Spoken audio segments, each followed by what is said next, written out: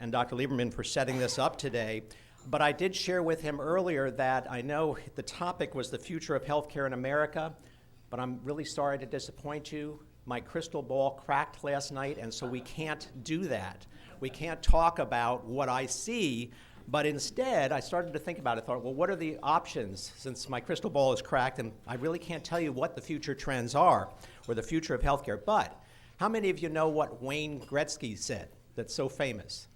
He said, I'll skate to where the puck is going to be, okay? How about Stephen Covey? I'm going to start with the end in mind.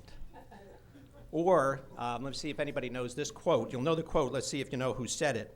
The best way to predict your future is to create it. Who said that? Abraham Lincoln. Okay, that one's been around for a while. So today is an opportunity, and I want you just for a moment to move forward with me, because today is not June 10th, 2016. It's June 10th, 2026. So I'm all glad to see you are just as healthy today as you were 10 years ago, all right? So this is a good start. So what do we want healthcare to look like beginning in 2020 or by 2026? So I'm going to break this into three groups, and I'm going to ask for your input on each one. When we look at the Health Council, we do a lot of looking at what are healthcare issues, needs assessments that we do for the community. We try and identify problems, and then we look for the solutions to those problems. And so one of the things we do is we stratify issues, and this is a common strategy. This is not necessarily ours, but stratification of individuals into one of three categories. The first one is those of you individuals in the room today that have maybe some type of chronic condition. I like to say the fact that I've been wearing glasses since 5th grade, that I have a chronic condition is my eyesight. But you may have a chronic condition or something, but for the most part, 60 to 80% of the individuals in a population are probably healthy. So there's not too many problems, not too many issues with them. The second is the 15 to 35% that we call either emerging or rising risk. Those are the individuals that may have, quite commonly we talk about pre-diabetes. If we don't do something about it and intervene, they'll end up with full diabetes, and then we've got major problems to address. The last is the 5 to 10% who are living with probably multiple chronic conditions. That's the population that spends a good deal of time in our hospitals, and that's the population where we actively have to manage that population. So now that you understand the three groups that we have, let's go back and take a look. What would you like to see in 10 years if you're in the healthy population? What would you like to see in the healthcare delivery model that would help you to stay healthy? And I'm open to suggestions and ideas. This is the participation part of the program, because the next thing we're going to do is look at how organizations and innovators and others are delivering some of these things that we're going to talk about. So thoughts? Anybody that's healthy? Yes, ma'am. Preventive care. Preventive care. Very good. Okay. Screenings. All right. Access. Okay. And someone over here? Bike paths. Bike paths. Okay. Very specific. Obviously, you probably live in Winter Park, would be my guess. Okay. Yes. Yes. Rewards for living healthy. Rewards. Okay. Good. So incentives of some sort. Good. Alice? Responsible for participating in your care. Oh, very good. Yeah, individual self-participation, right? Boy, if we could solve that, we'd solve a lot of problems. We'll just take two more. One in the way in the back. Cost? Affordability, right? Good. Okay, so it's affordable. All right. And last, somebody over here? Genome specific. Okay, genome specific. Okay. All right, we're going to mention some of that as well. So that's nice. The list, prevention, screening, access, bike paths or exercise opportunities, rewards, self-participation, affordability, and genome focused, so that we have that medicine that just targets whatever the issue is. All right, now, how many of you also, and everybody can participate, but are in that population that maybe is rising risk? There are some things that you may have. One chronic condition, you may have even two. You're moving toward and trying to control what it is that's coming up on you here. So thoughts in terms of people who are rising risk, ways that we could help those individuals. Early detection. Great, okay. Early detection. Baseline. Yeah, having a baseline and then being able to measure. Great. Excellent. Okay. All right. Nutritional information. Okay, good. So really, between what was mentioned over here on bike paths and nutrition, so much of that, if you read the prevention, I'll come right to you in just a moment. Prevention Institute in California came out with what they call the two-step formula or two-step back. So if you have a population of diabetics that you're managing in a population, while you're managing them, you want to make sure that no one else is moving into that category. So what you do is you move one step back. One step back is making sure people are taking responsibility for their nutrition and their exercise or physical activity that are behaviors that impact that disease. And two steps back means that you presume that if you're doing exercise, you do have bike paths, you have safe parks, or in the other case, in nutrition, that you have access to fresh fruits and vegetables. So that's a two-step back model. We use that a lot. So back in the back, Access to alternative medical medicine. okay, And when I say access to have it, basically having these recognize supported by various insurance programs. okay, alternative. And there was one other, and then I'll come over here. Being able to see all the doctors at one time in one place. Okay, one-stop shop. Okay, and let me take one more. Yes, sir. In all three categories that you mentioned, Uh-huh. equal access regardless of socioeconomic status. Okay, so we eliminate disparities is what we call it. Economic or cultural disparities. Okay, good. Last one. Those individuals that we really need to have a very active ongoing relationship now with, because that's the 5 to 10%, and those of you who've seen the statistics, that equals about 50% of the spend for Medicare is in that very small group of very, very sick individuals. So thoughts on if we're going to make a difference by 2026, what would that look like? What might we do in addition to what we've done? 5 to 10% of the population. These are the people with multiple chronic conditions who are driving upwards of 50% of the spend by Medicare. Mm-hmm. Oh, what we're doing is we're in 2026 today. What did we have to change in the last 10 years to improve this and how we deal with this? I'm sorry? Well, we're going to talk about end of life, so that there are some opportunities there. But yes, and I'll come right to you, Fred. I think it's been shown that palliative care helps to reduce the cost at the end of life by keeping people out of intensive care units. That's great. That's perfect. Good. We're going to come back to palliative care as well. Fred? End of life choices. Okay. All right. Okay, good. Now, from that, what are the building blocks to the future? So what we've identified is the things that we believe need to be in place between now and 2026 so that we're in a better position to manage our own health, as self-care was mentioned, and we have the services available to you. So what are the things that are changing right now? And this, again, is not my crystal ball, because you remember that's cracked. This is what we're seeing out there, and I'm going to give you actual examples as I go through this. So one of the big movements or change that we're seeing is retail health. Okay, it's moving from individual to individual health insurance from group health insurance. Now, we're a small organization, so in our particular case, we didn't have a choice. We were told you're small and too small for a plan, so find a way to do it differently. So we take our team members and we provide them. Unfortunately, it is taxable, but we pay for a portion. We give them money that offsets their premium of their health insurance. So we've moved in it. Now, what does that do? It actually improved our financials because we were paying more as a group than we were individually now. Now, that was 3 years ago. As this is moving forward, premiums are coming up, and we're going to see a significant impact here in 2017 as those premiums climb. But the point is that individuals now, many more individuals have their own insurance than did before the Affordable Care Act. And so what that's doing is it's making people much more aware of the cost of their healthcare decisions. And now, the more out-of-pocket that comes out, the more focus on what is it costing me and where can I find solutions to that. I'm going to give you one in just a few minutes. Retail health clinics, the Minute Clinics, or the health clinic at Walgreens. This is a movement to basically take the lighter types of projects or issues that you're dealing with and be able to get in and get out quickly. Last year, I developed bronchitis for the first time. And after a couple of days, I went down to Walgreens, And I was in and out within about 35, 40 minutes, had my medications, and was able to fly 2 days later, okay? Now, I was a week or two out from my actual regular physical, first physical with a physician. I went in at 8 o'clock in the morning and I got out at 10, and I saw the physician for about 10 minutes because this is an initial visit. We were talking about this before. And I know that the insurance paid a heck of a lot more than it paid for my Walgreens experience. So we're now, as we're spending more on ourselves, we're opting to look for convenience. How is healthcare delivered quickly so I can simply go out, go to what we used to call a doc in the box, an urgent care, or a walk-in clinic with a nurse practitioner.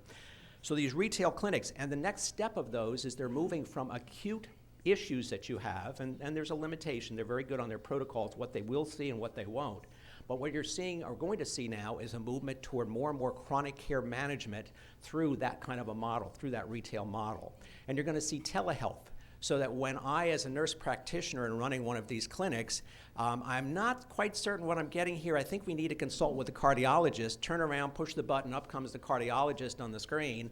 The nurse practitioner is the hands and the ears and the thing, but all telemetry of audio, video, and the data is going directly out to the cardiologist. So we're going to see some movement as we are in the area of chronic care. We have urgent cares. The numbers of investments now in urgent cares are just going sky high. A lot of entrepreneurs and others starting up urgent care facilities because they fill the gap between the full emergency department. And the other is mdsave.com. I discovered this about a month ago.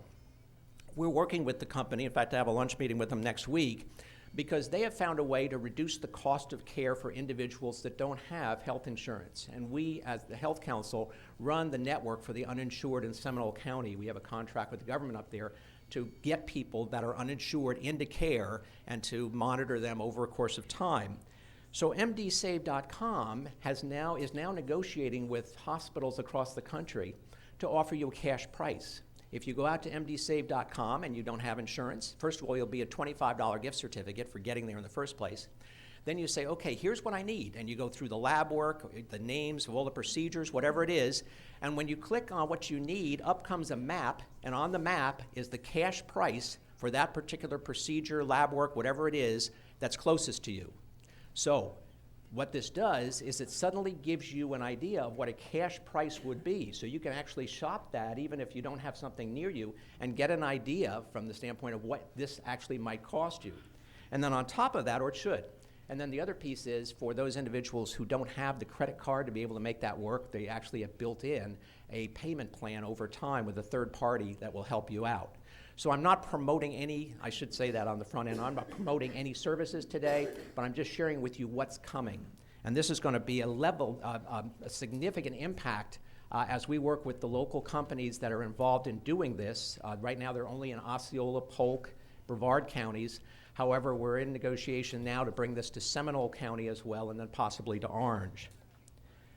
So retail is a significant driver of where things are going. Related to that is telehealth, and I already mentioned how it works with a freestanding or a pharmacy-focused or retail health clinic.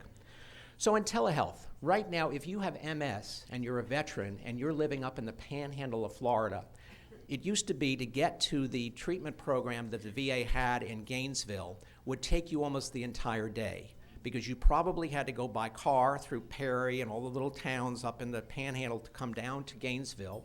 You probably couldn't make it nonstop, so you had to stop along the way for breaks and so forth.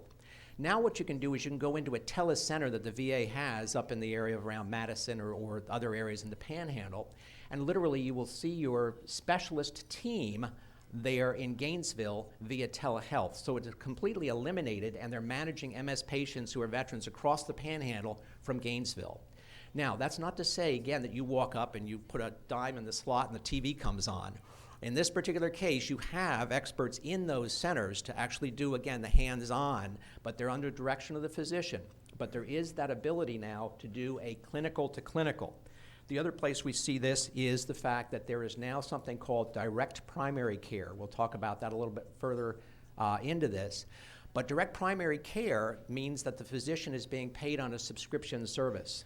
You pay your physician directly for the service they provide on regular payment every month. Now, there's a couple of practices, at least 3 that I know of in Central Florida, that are doing this model.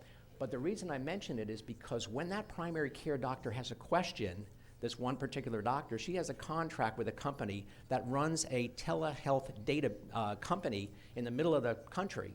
And they take calls from primary care physicians around the country.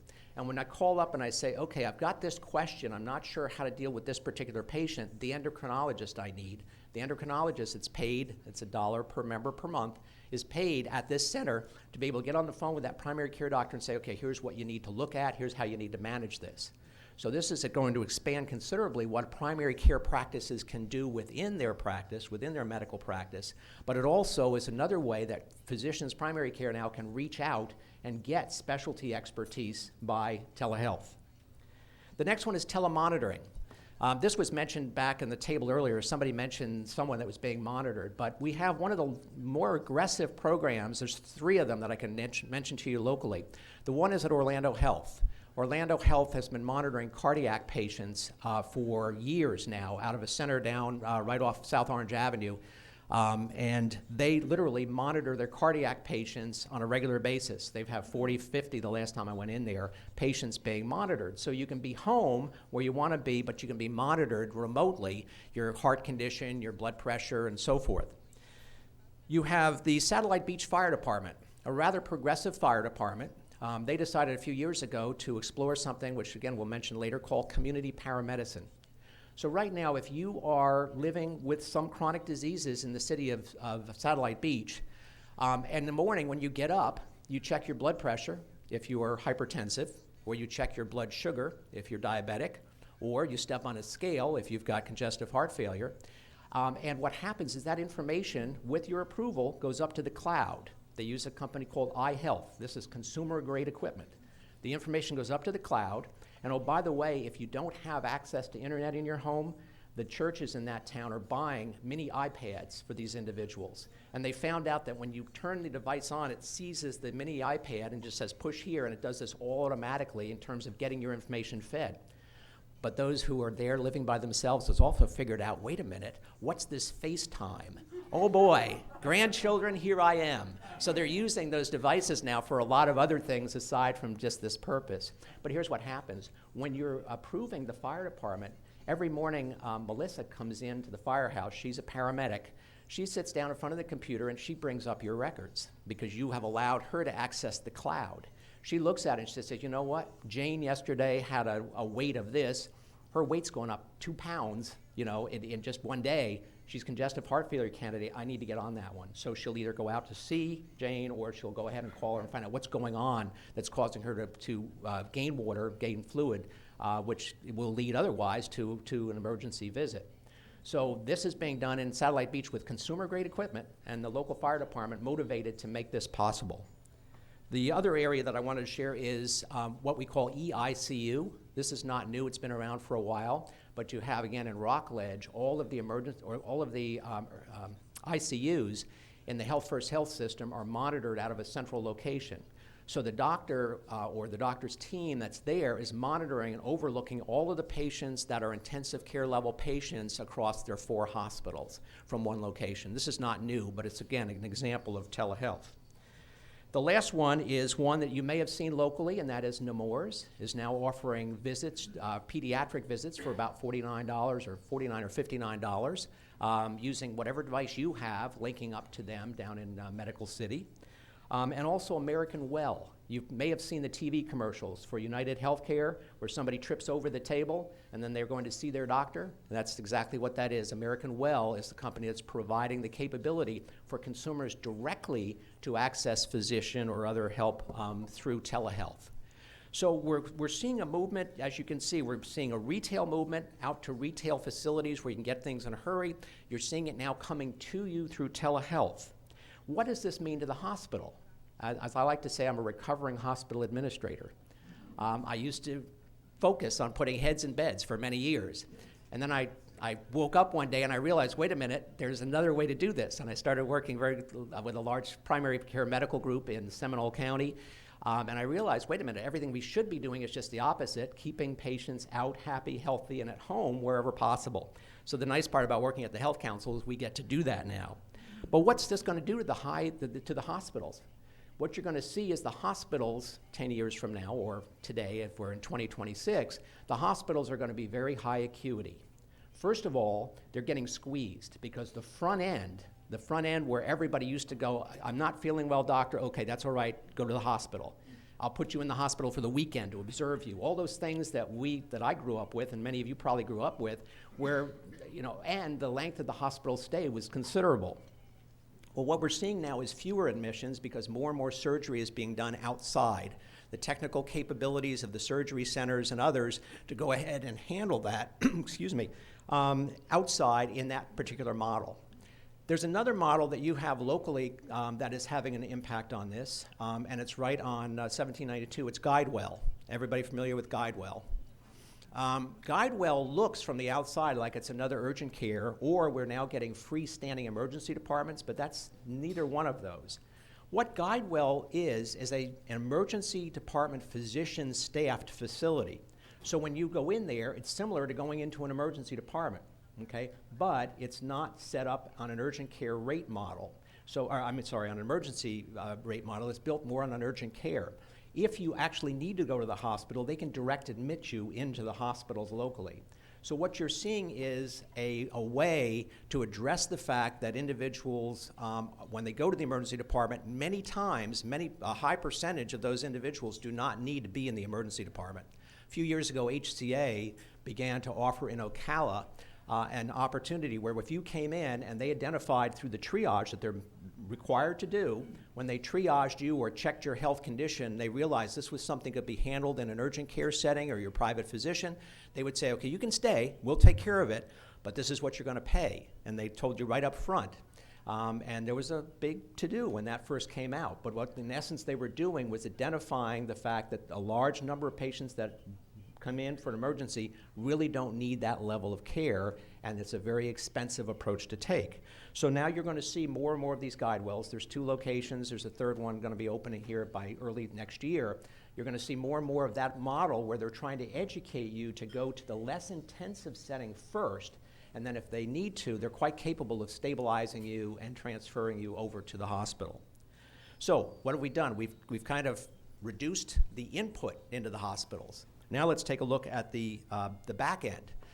There's Dr. Chip Lead up in Maine, and he came to see me a few years ago, and he said, here's what I'm doing. I used to run assisted living facilities all over Maine. He said, but the regulations are so tough, I really can't treat these patients as I would want to in this kind of a setting. I want them to be totally free to do what they want to do.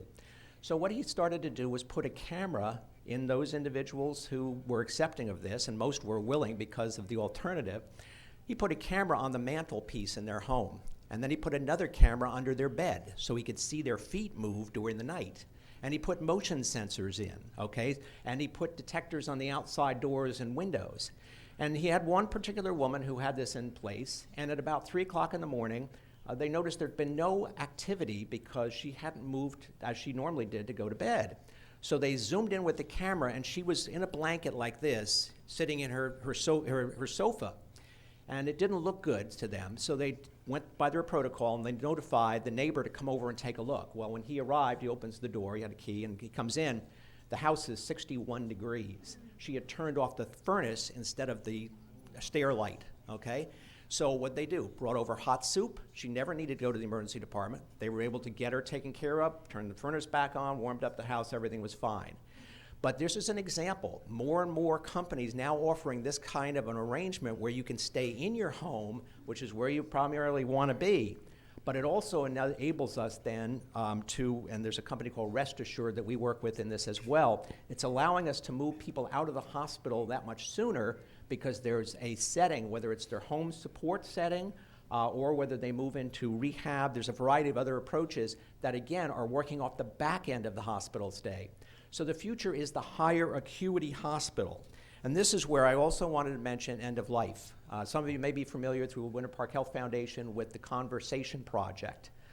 which is basically encouraging all of us to sit down with family early on and let the family understand what our decisions are toward our end of life. What do we want to do? How do we want that handled? It's more than just advanced directives. It's actually sitting down and having that conversation with family. I know firsthand it's not necessarily an easy conversation to have, no matter which end of you're on, whether it's your kids or whether you are the parent and talking to them. But in Denmark, here's an example of what can happen. 55% of the people in Denmark were dying in hospitals, and today 92% die at home. And if you look at the studies that have been going back years, I remember seeing these when I was running senior centers a number of years ago. At that point in time, the surveys showed that about 70 to 80% of people prefer to die at home, and 70-80% of people are actually dying in the hospitals here. So this is a choice that people get to make, and in terms of helping. But again, that also presupposes that if you do have that in place and you have that option to leave the hospital and go home with the understanding, then again, we're squeezing the hospitals. Now, you say, okay, we're squeezing the hospitals, we're going to see higher acuity, and yet you look at the new tower that just opened, the Women's Hospital at Florida Hospital, a new tower at ORMC. Why are we building hospitals bigger and bigger here? This is a unique market. This morning, I read a daily update from Becker's Healthcare from around the country. 187 jobs just went away at a hospital in California. Another hospital closed. Hospitals are closing around the country right now. 6 in Georgia last year alone. And what's happening is there's a recognition that we're overbedded, and that as we move to this model of high acuity hospitals, we're not going to need as many beds as we've had in the past. Now, this is a unique market because we have so many people moving here, and we have a population in large part that's an older population than in other parts of the country. So we're a little bit unique, but I think you will see, again, a higher acuity hospital as a model as we move more toward retail and telehealth. What about primary care? Because that was mentioned. A number of the things you mentioned, preventive care and other things, are really dealt with at the primary care level. So what are some of the new things we're seeing? The first thing is smart teams for healthcare. Smart teams because when you look at the numbers of physicians we have, we are woefully understaffed going forward. If this is 2026, 6 years ago in 2020, we were 90,000 physicians short in the U.S. 90,000. And it only gets worse, actually up through 2025, 26, they're forecasting over 130,000. Now, when you look at that, it presupposes that that we're short because given our population and given the fact that those who are baby boomers, there's 80-something million of us, and it's going to take 18 years to run through the system. So we're going to have a problem going forward. But that presupposes that nothing else is happening. And so by nature of the fact that we are short, even now, we have to find other alternatives. Well, we've already mentioned telehealth. That's a leverage device. It allows one physician, for example, to see multiple patients through telehealth delivery. So that's one example. What else are we seeing? Smart teams means that in my practice, not only now am I a physician, but I have maybe a nurse, maybe I have a social worker that helps with social health needs. I have a nutritionist available to my patients. I have a community health worker, maybe that goes around outside in the community and works with them. I have medical assistants in the practice. So what we're seeing is physicians are moving from a very entrepreneurial type of medicine where they sat in front of you and did everything right there to team leaders, that they're having to oversee these teams. How many of you recently, when you went to the physician, actually saw the nurse practitioner in the office longer than you did the doctor, right? Okay, nothing wrong with that. But what's happening is, again, there's a change in terms of the focus of how we staff, and you can see why when we see we're that short. We have, for example, a movement now in the area of eye care, identifying chronic disease early. That's being done by physicians that are part of what's called Vision Source, the largest IPA in the country, Independent Practice Association, of optometrists. There's 27 practices here. We had a group of practice in Lake Mary that had roughly 200 patients that needed to get eye exams in the month of December 2015, okay? And so we were able to pull all those offices together and get all those eye checks done within a 30-day period by working with them. So we basically can take a group that supplements what's going on in the primary care practice by bringing these folks together in a network. The other area is community health workers. I mentioned those a few minutes ago. These are individuals that are not clinicians. They generally come from the community where the problem occurs. So for example, right now we're heading up a project down in Osceola County to reduce fetal and infant mortality disparities. And there you have the Hispanic and the white population pretty much track, and fortunately the number of mortalities and infant deaths is dropping. However, the exception is the black population. So what we're doing is, do I go in as a community health worker into the African American population of Kissimmee, and are they going to listen to me as I talk to them? What we instead do is hire individuals out of that community. We train them in basic care and education related to early pregnancy education and so forth, and we let them deliver it to individuals that they are their neighbors and friends. So these are community health workers. It's going to be a big role going forward. The next thing is we're doing predictive analysis. In essence, what happens is you come into your physician's practice now, and before you get there, they've already looked at your medical history that you've established with them. And they've run it through an engine, a data engine, this one particular at Verisk Healthcare. So Verisk Healthcare is running these numbers, and they're looking at this, and they're saying, wait a minute, you know, the same thing that Mrs. Smith is experiencing in Winter Park right now, Mr. Jones experienced in San Francisco, the same parameters in terms of the progress of the disease or the condition or whatever.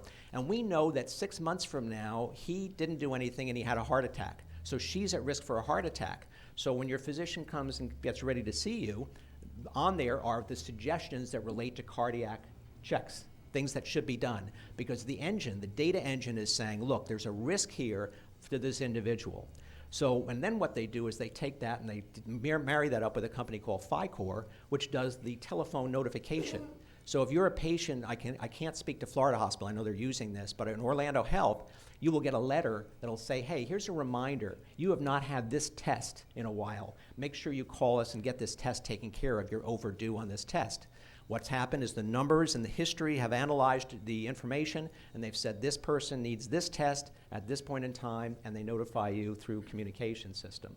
So we're going to see more predictive modeling. So your primary care practice that really relied in large part on the physician remembering you when you came in that, oh, I didn't give you that test last time, it now is moving more and more to an automated process of reminders and thoughts.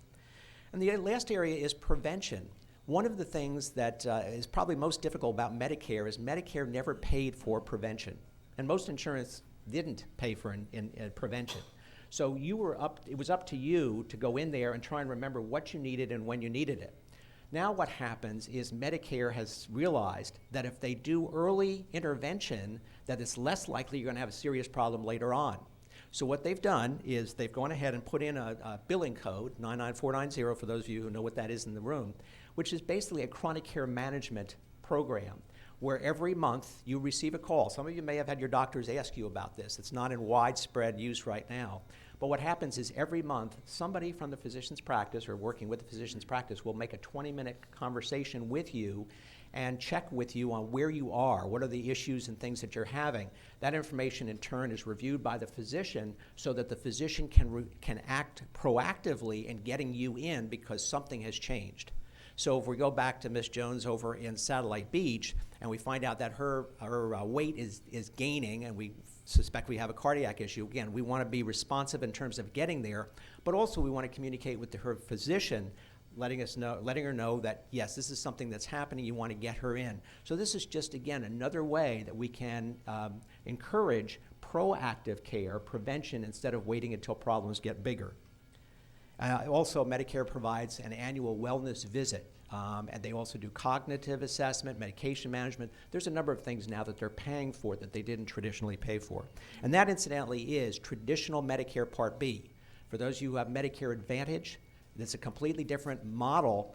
Medicare Advantage has always been a preventive model. And the reason is because the physician is paid to keep you out of the hospital, keep you healthy, and if you don't end up in the emergency room and you don't end up in the hospital, that physician's practice benefits.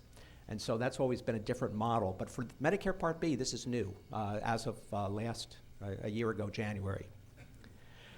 So we've been living in 2026. Let's go back for a little bit to 2016 and let's take a look at what are some of the issues or challenges that will keep us from accomplishing what it is that you ask for in 2026. The first one is that we have a 40 to 50% overcapacity of hospital beds. Now, I shared that with you before. That's the number given by Eric Topol, who's a physician quite well known in the country in terms of new innovative ways to address health issues. But he's looked around, and we've indicated that, yes, there are too many beds, and that's why you're seeing hospitals close. And remember, as we squeeze the hospitals and become more acute, at the same time, there's less and less room on the outside for the need for those hospital beds. Now, if you wonder, how many of you have a physician's practice who has been bought by Florida Hospital or Orlando Health? Okay, why? Now you know. Because as the hospitals, very large organizations, shrink the numbers of patients in the hospital beds, okay, what they're doing is buying the physician practices and the ancillary testing centers and surgery centers and others around them. Because that's their business is to continue to provide care, and so they've now diversified, and you're seeing more and more of what they're doing in delivery.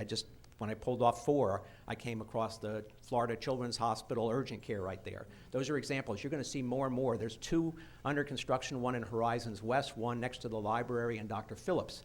3-story medical office buildings now being built as part of an ambulatory strategy of moving healthcare closer to where you are, which aligns again with the retail model that we talked about a little while ago. Legacy investment. There is a huge investment by hospitals in hospital structures and buildings. And so one of the challenges we will have as we move to more mobile and home-delivered care going forward is what are we going to do about the legacy brick and mortar? Again, we don't have as much of a problem here, but we sure have a problem in other states around the country that are having to deal with that. Dr. Klasko, who is the CEO of Thomas Jefferson Hospital in Philadelphia, has been the one who's really been calling for how do we get away from this legacy movement and how do we move into virtual delivery of service. The next one is spending on high tech. This is another topic I was talking to a few of you before. Somebody said, well, how is it that we spend so much more in this country than they do in other countries? And we've all seen the statistics indicating that we're not a healthier population for that extra dollar. So I'll give you the numbers. Keep in mind, this is 2011, because when I was working on this, it was the best number I could get. It's probably considerably higher now. But at the time, the cost of expenditure per capita in England for an individual was $3,405 a year, okay? At the same time, in the U.S., it was $8,508 per year, all right? Why? Now, I wish I could tell you this was some brilliant observation I had. It's not. I was at a conference a couple years ago, and I don't remember who said it, but he came up, he said, here's fundamentally the difference. In all of those countries that we compare ourselves to, they pay for primary care first and high specialty services later, and if the money runs out, you don't get it. That's why there are so many MRIs in the Detroit area, because the Canadians all come over the border to get their MRIs while they're still alive. Because otherwise, if they stay up in Canada, they're on a waiting list of a year or 2 to get that test done. Okay, so there's an example. So what happens is you have a primary care funded first in these other countries. We actually use whatever's left for primary care and focus on very specialty, very high-tech services. Now, that can be said, if you're very seriously sick, this is a good place. And think about, I can tell you the amount of medical tourism into the U.S., even 10 years ago when I was dealing with this, the numbers of individuals who would fly into Orlando from around the world to have their work done here because of the technology and the high tech that we had. But if you think about the fact we've talked about primary care as a major delivery model for the future in terms of prevention and lower cost, then we're topsy-turvy, we're backward. And that's one of the reasons probably why we have such a high expense per capita versus these other countries. I'm sorry? You're flying to India. Well, there you go. Yeah, medical tourism. And I worked with a company out of Canada that had set up medical tourism in Wyoming, the Dakotas. Small hospitals, good quality, but small hospitals that could afford to do those things, and so they were able to negotiate. But when you talk about, again, MD Save, there's an example that begins to level that. When that information's out in terms of what you can pay for something, it tends to be a great leveler. The other thing that was mentioned earlier, genomics, okay, that's a major driver. The local employers right now are experiencing sticker shock Because as good as that is, and what we're talking about there, for those of you not familiar with it, is well, my wife is an example, 3-time cancer survivor, okay? And the last time they took, after they did the biopsy and what have you, they sent it to California for an analysis to determine which of the chemotherapy drugs would be most appropriate for attacking just that problem. And so what we're looking at, too, is genomically, what's your history, what's your family history, and therefore, what are you liable to be experiencing in time? And that's the old BRCA gene and other things that we've identified that have significant drivers or impacts. So again, we've got an earlier notice on this, but the medicines now that are being custom designed for these things are extraordinarily expensive, doses of $50,000, $80,000, $100,000 a year. And so what are we going to do? We may have solved the problem, but who can afford it at that level? And indeed, if we let insurance pay for it, if insurance is there to pay for it, how long are those dollars going to be available to us as well? The way it was set up today, it sounded like I was supposed to talk about politics or give you one side. I'm not going to do that, but I will share with you, right from the review of themselves, the politics of the Clinton, Sanders, and Trump teams as they come through. This will obviously have an impact to us, a significant impact by next year. First of all, the Clinton wants to retain the Affordable Care Act, reduce the maximum out-of-pocket. So that means getting that money from somewhere to be able to reduce the out-of-pocket expense that you have. That's been a major problem with the Affordable Care Act, is that people can't afford it. They get a bronze or a silver plan, and the amount of money that they have to put out of pocket means that the physicians in many cases are now collecting cash up front because they don't think they're actually going to get paid. Increasing penalties on employers for premiums over 9.5% of income. You know that's a parameter there, and they want to make sure that the employees and others are not paying more than that. And the last one is to repeal the excise tax on group plans. And that's primarily driven by the unions, because the unions are furious with the fact that the Affordable Care Act, in essence, penalizes them or their members because their plans are generally much richer than other health plans. Now, if Bernie gets in, go ahead. What do you think if Bernie gets in? What's the major change to health care? Single-payer system. Yep, that's his entire platform, so that's all I'll say.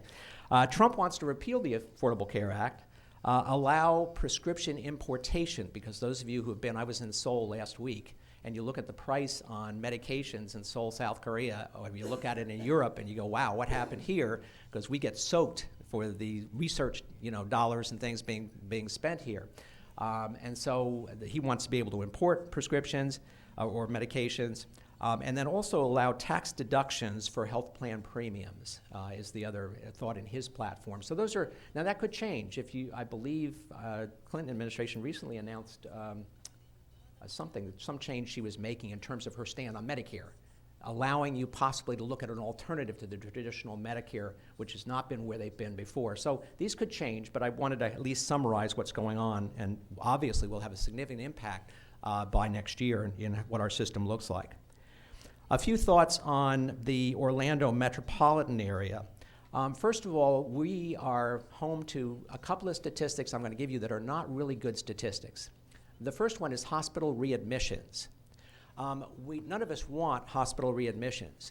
And by readmissions, I'm talking about the fact that you are discharged today and you're back in the hospital. Generally, the worst is 7 to 8 days after you're let out of the hospital, in some cases later. The federal government now, through the Medicare system, penalizes hospitals over a 30-day period. So most of the hospitals are doing something to try and keep patients out of the hospital for at least 30 days. So they're not penalized for that. But the bigger issue is we have two organizations, I'm not going to give you names today, but one large health system and one hospital that are on the list of the top 5 worst readmission rates in the country here. And we are running well above the state and the national average for readmissions in this community.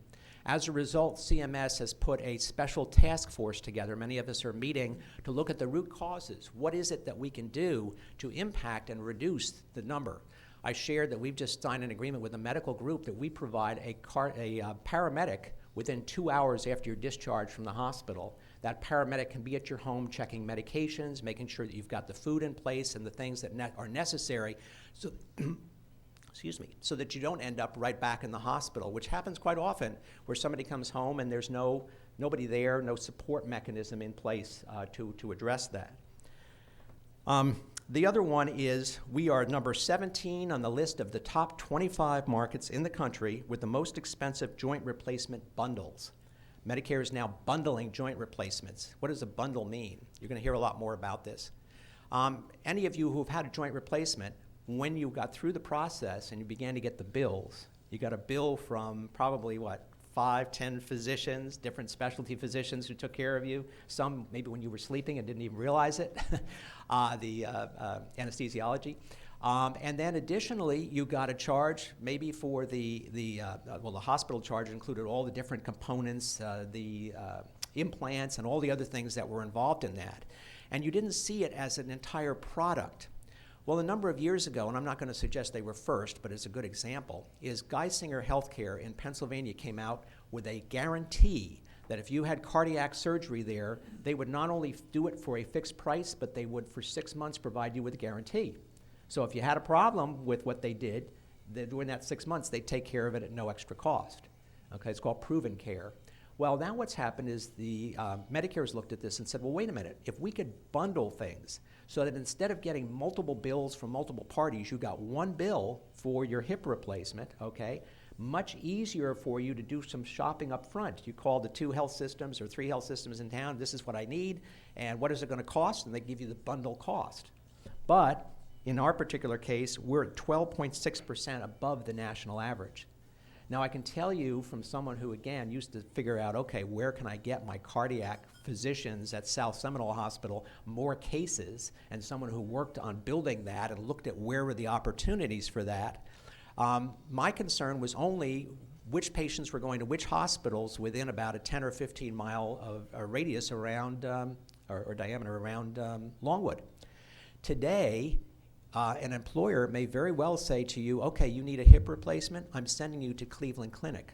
I'm sending you to Geisinger or wherever it is, because we're seeing more and more basically shopping and realization that if the quality is there and the cost is considerably less, it may be cheaper. And that's back to your mention of medical tourism.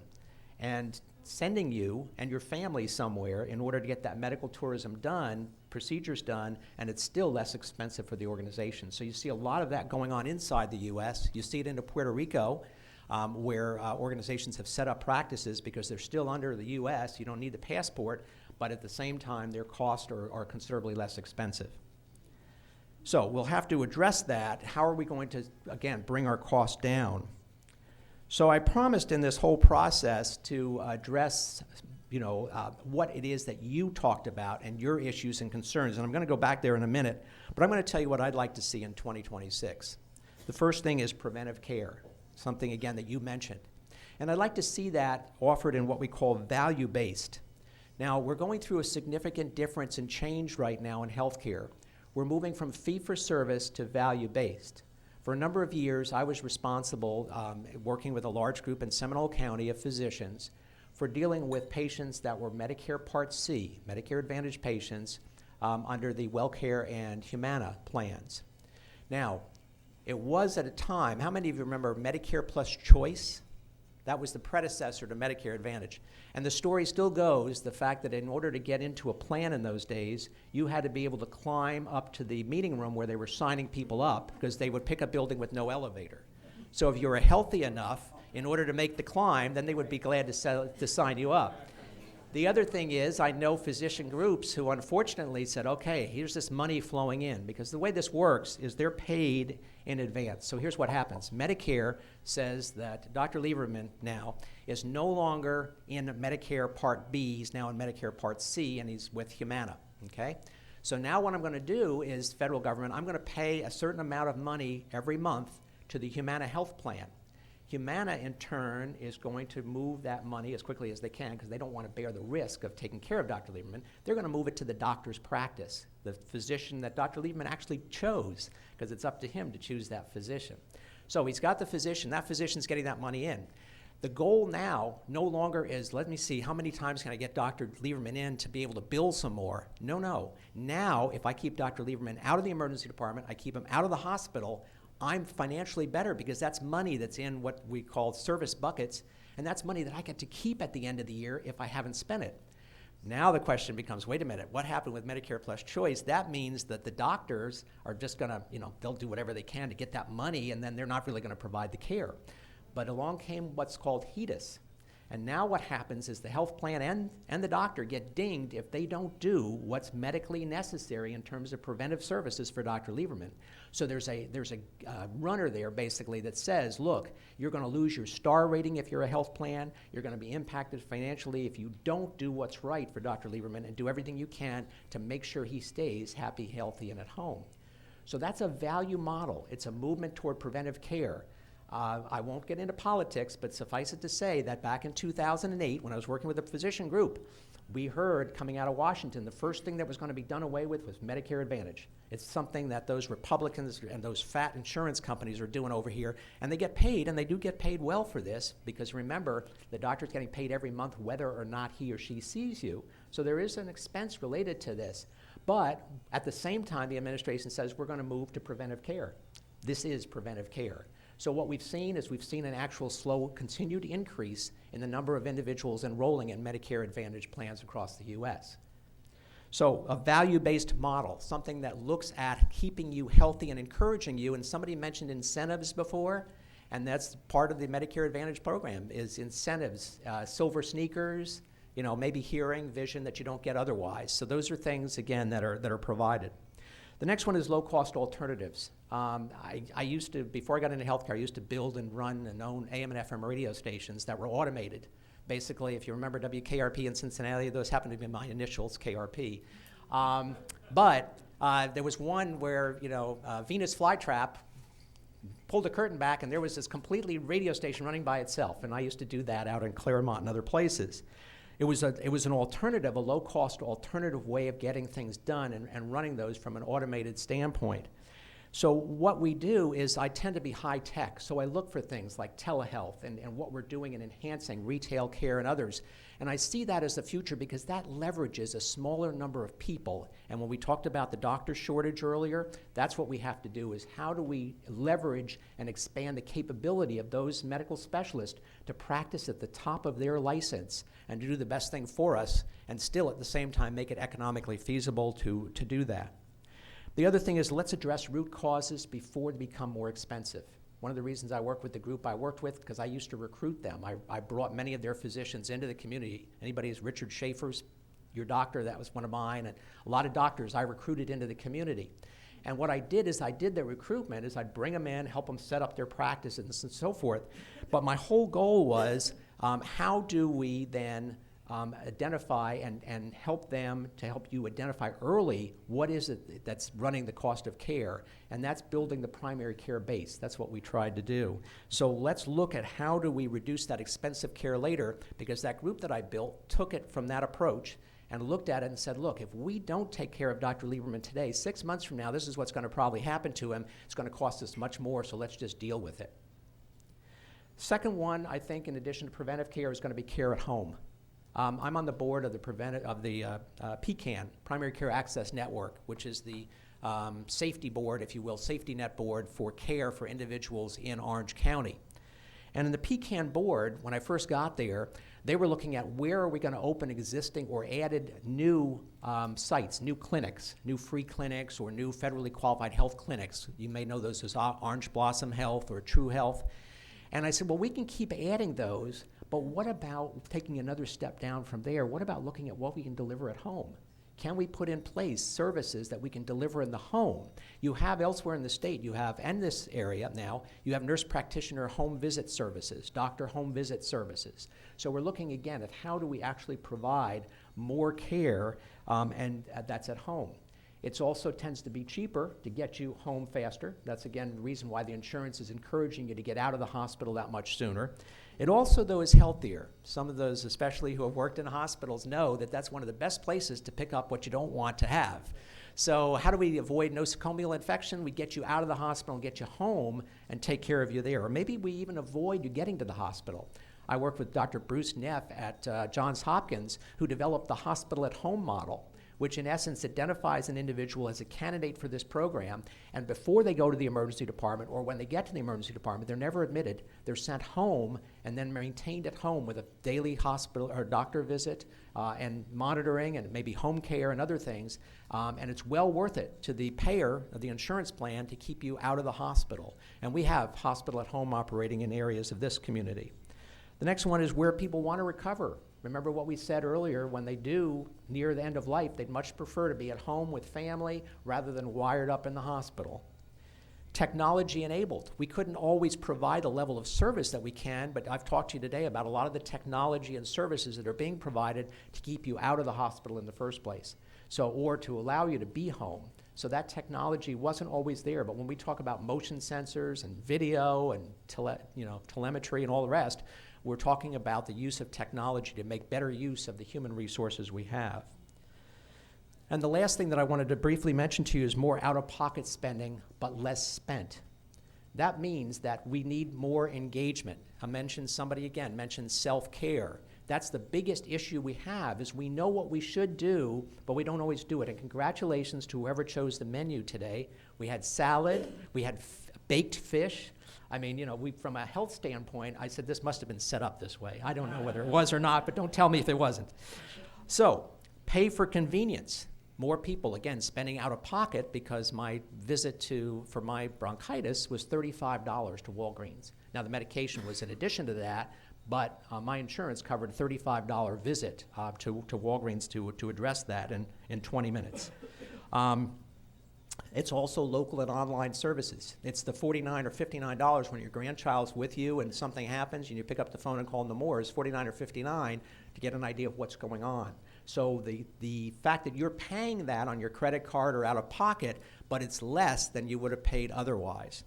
The second area there is the reduced impact due to alternate delivery. Now, the political desire, and what you see is the fact that people should be paying less and less for their health care. And the government should be paying more and more. So this, again, without getting too political here, all I will share with you is if you don't put a governor or a control on something and it's free, people will abuse it. There was a doctor by the name of Sidney Garfield. I don't know whether that name rings a bell with Dr. Porth, but Sidney Garfield had a primary care practice, a small one, back in the 1930s. And he wasn't real successful because most people couldn't afford to pay him for their physician visits. So one day there came a knock on his office door, and the gentleman walked in and says, "Hi, my name is Kaiser, and I'm building a dam down the street. Would you take care of my patients?" And as a result, he was the founding medical director of Kaiser Permanente, one of the leading health systems in the country. Now, what happened? He said, this is an article he had written back in the 70s, he said, you know what? He said, it was great. He said, now I had, a solid stream of patients. In fact, the next day they were lined up around my building because they were no longer having to pay for their care. It was free because their employer was paying for it. So we have divorced ourselves from the fact that we need to be responsible for some of these things ourselves. And that's where if we just let it go and let the government pay for everything, then we're going to squeeze out everything else out in the budget. And that's the concern when we're at 17, 18% of GDP. We have to do something to control that. What did he do? He put in a triage function in the front office where the nurse checked on you, sent you to the healthy room where they would teach you how to take care of yourself, the chronic disease room to help manage you, and these were not doctors in those rooms. These were people, health educators and others, and only those that were sick got a chance to see Dr. Garfield. We've actually put that model, that was the model that we've implemented now in Seminole County, that exact model, and it seems to be working pretty well for us. And then last, cost sharing. We have reference pricing. Employers are beginning to look at something and say, okay, for this particular procedure in Central Florida, it's going to be $1,500. And we'll pay $1,500 for it. If you go over to this clinic over here, it's $1,000. So it's even less than that, but we'll still pay $1,500 and you get $500 to keep yourself. And oh, by the way, if you go over to this clinic, it's $3,000. You make up the difference between $1,500 and $3,000. You spend it out of your pocket if you want that.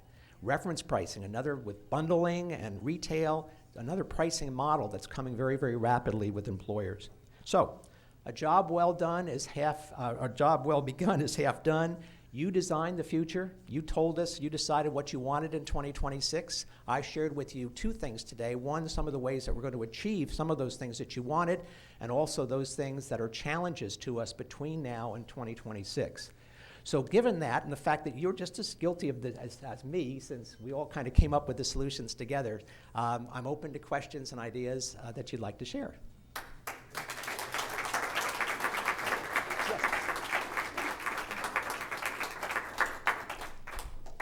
Before I even arrived in the Orlando area a year ago, I had heard about, in Facebook, something about Lake Nona.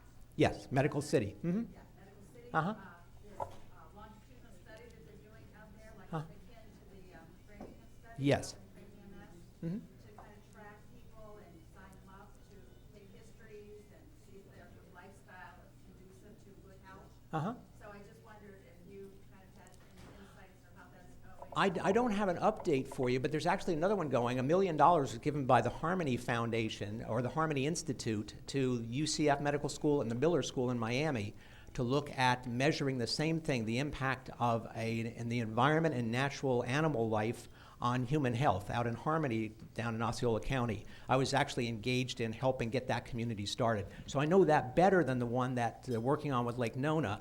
But certainly in Lake Nona, and it is the Lake Nona community itself, they have a health institute and others that are involved in doing that. And they brought some of their best minds, J&J and major companies, right, down there to work on that.